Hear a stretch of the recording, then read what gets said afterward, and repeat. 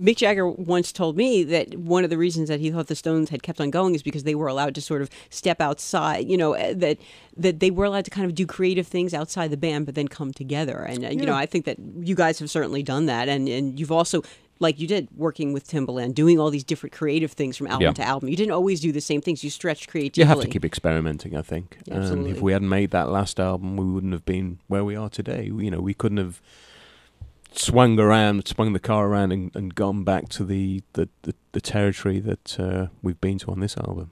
So, isn't it time then for Duran Duran to be inducted into the Rock and Roll Hall of Fame? What do you think about that? I don't know. That's a club that they invite you when they want to invite you, don't they? I don't know that they'll ever invite us or not. I mean, yes, I think obviously there's amazing artists that have been inducted. It's a great group to be part of if and when you are ever invited.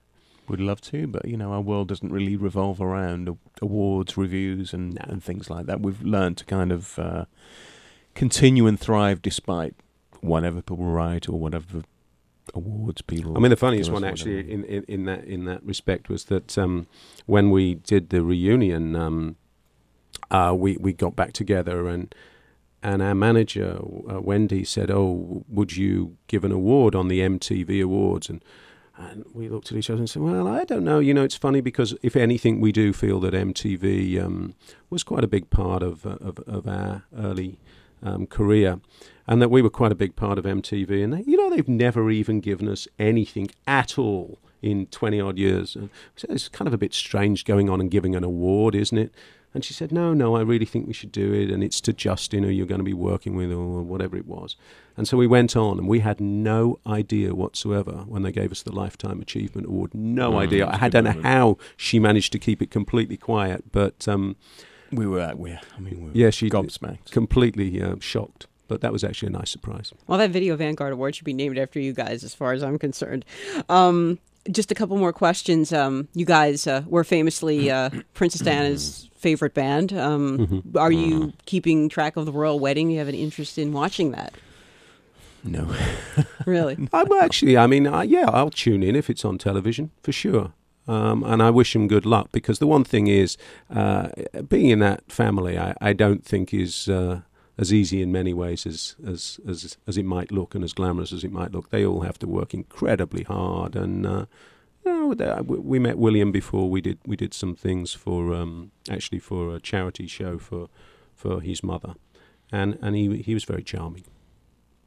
And finally, I wanted to say that you guys, probably a lot of people don't realize, you guys had the first single ever sold online, which was Electric Barbarella. Correct. And when you think of what has happened to the music industry since then, do you kind of sit around thinking, oh my goodness, what have we wrought? Well, you know what was interesting about that? It was 1997. I remember having the arguments with the record label at the time. It was Capitol Records and EMI.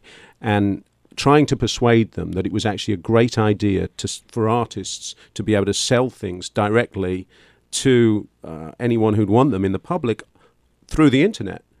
And they fought it tooth and nail all the way. They just didn't want to do it. And in the end, there was one guy there who was a little bit more future savvy, and he said, "I think you're right, Nick. Let's give it a go. Let's just do one." We sold it. It was in Abbey Road. I sat there and I pushed the button myself, and it came back for 99 cents, and we got it, and I was so excited and played it.